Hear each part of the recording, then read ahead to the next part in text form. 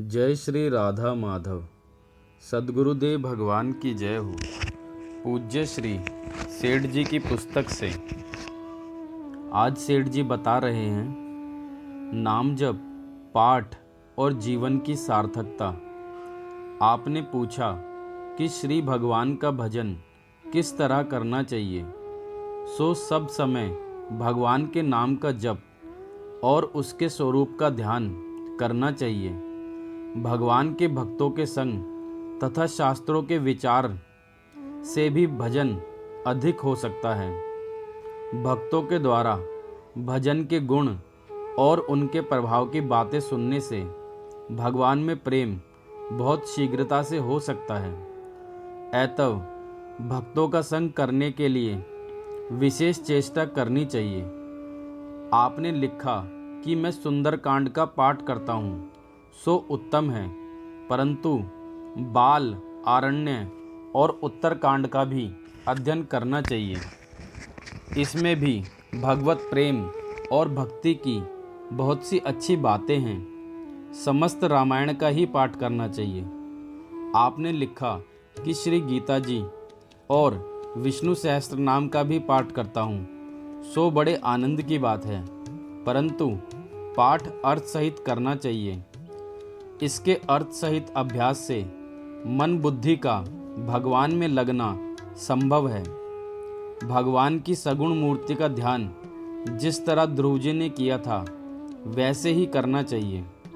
प्रातःकाल सूर्योदय से 4 घड़ी पहले उठा जाए तो बहुत उत्तम है, नहीं तो 1 घंटे पहले तो जरूर ही उठना चाहिए और उसी समय शौच स्नान करके संध्या गायत्री के साथ साथ उपयुक्त रूप से पाठ करने चाहिए।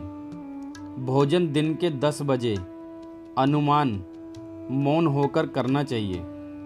एक ही बार भोजन की सामग्री लेकर उसे भगवद अर्पण करके जीवना उचित है।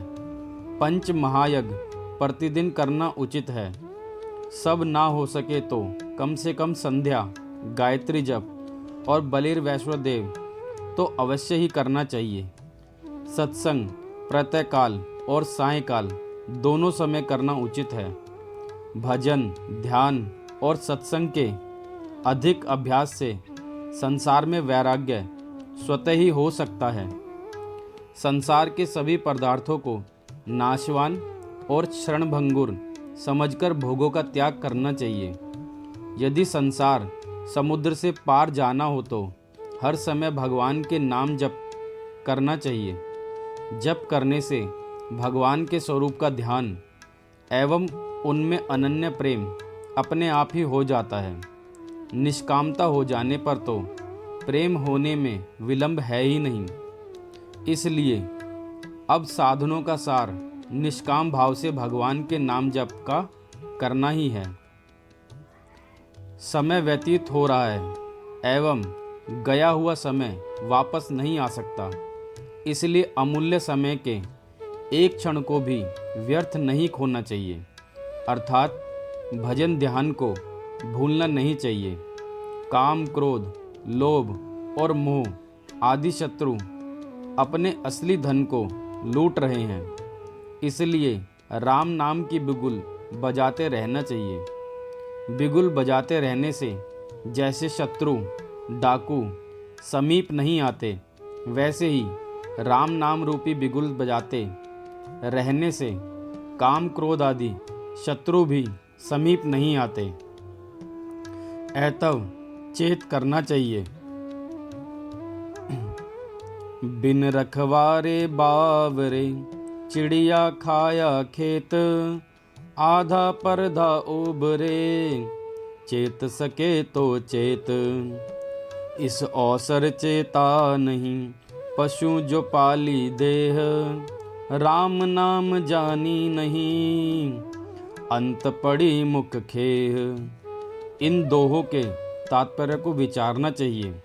सत्संग और भगवान का नाम का निष्काम भाव से प्रेम पूर्वक निरंतर जप करना ही परम पुरुषार्थ है। तदंतर भगवान में प्रेम, विश्वास और उनका ध्यान तो अवश्य में हो जाता है। अपने आप जीवन की अवधि का समय समीप आ रहा है, इसलिए अज्ञान निद्रा से शीघ्र ही सचेत होने की आवश्यकता है। इस देव दुर्लभ मनुष्य शरीर को प्राप्त करके ऐसे जीवन को व्यर्थ ना गवाकर सार्थक करना चाहिए। जो व्यक्ति मनुष्य जन्म को प्राप्त करके भी भगवत भजन नहीं करता है, वह अंत में भारी पश्चाताप करता है, क्योंकि जब अपना शरीर भी किसी कार्य में नहीं आवे, तब और पदार्थों की तो आशा करना ही व्यर्थ है। जय श्री राधा माधव।